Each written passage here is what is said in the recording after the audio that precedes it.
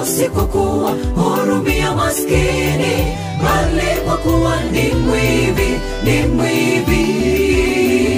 Aliyesema hayo si kwa kuwa hurumia maskini, bali kwa kuwa ni mwivi, ni mwivi.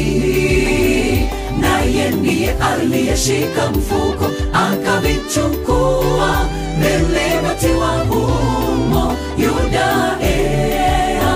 Naye ndiye aliyeshika mfuko akavichukua, vilivyotiwa humo Yuda. Basi naliona ya kuwa ni lazima niwaonye ndugu hawa watangulie kufika kwenu na kutengeneza mapema karama yenu mlioahidi. Zamani hili tayari na iwe kama kipawa, hivi wala si kama kipawa.